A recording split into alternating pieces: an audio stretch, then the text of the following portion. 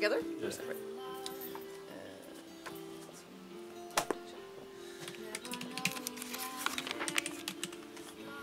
So excited over an Elizabeth George novel. Holiday reading. Is that two? Shakespeare and Company is a bookshop located on Paris's left bank in the 5th arrondissement, just a few steps away from Notre Dame. This unique place is both a bookstore and a reading library, specializing in English language literature. There we go. The current store is named after and in honor of an earlier store which closed during World War II. The original bookstore was founded by a young American woman, Sylvia Beach. It opened in 1919 and was located at 8 Rue de Putraine in the 6th arrondissement, before Sylvia Beach moved it to a larger location at 12 Rue de l'Odéon. She ran it until it closed in December 1941. During this era, the store was considered to be a center of Anglo-American literary culture in Paris, and famous writers of the last generation, such as Ernest Hemingway, F. Scott Fitzgerald, and James Joyce would come visit it and spend time there. In 1951, an American man and literature enthusiast, George Whitman, opened another bookshop under the name Le Mistral. Much like the original Shakespeare and Company, the store was seen as a focal point for literary culture in Bohemian Left Bank Paris. In the 1950s, the shop would welcome many writers of the Beat generation, such as William Burroughs and Allen Ginsberg.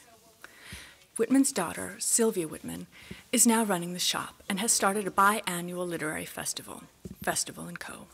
Activities such as Sunday tea, poetry readings, writers' meetings, and writing workshops happen in the bookstore regularly. On the first floor, where you can sit and read books. George Whitman has been running what he calls a socialist utopia masquerading as a bookstore for 50 years. He's also been inviting people, known as tumbleweeds, to stay and live at the shop since the very beginning.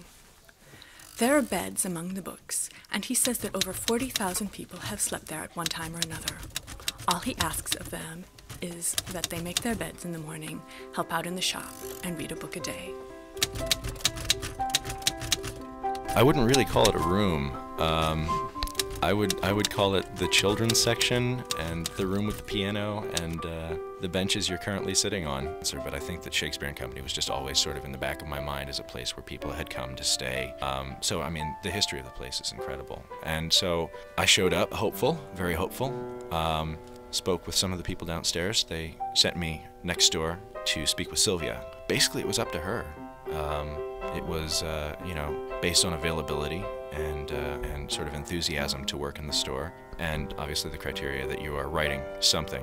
Well, the store's motto actually hangs just by the stairs, and it says, "Be not inhospitable to strangers, lest they be angels in disguise." And there's actually a small plaque on the chandelier that says George Whitman's Tumbleweed Hotel.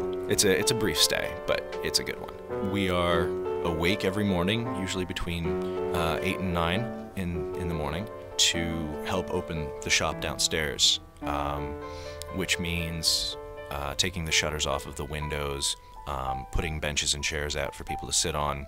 There are 2 carts of sort of secondhand books that get rolled out. And after that, usually the night before, we'll have decided on shift. So we decide between 10 and 12, and then 12 and 2. These 2-hour shifts. After that, it's the tumbleweed job is pretty much anything that needs to be done. The store is such a melange of people from all over the world. It's great to travel, and I travel to live.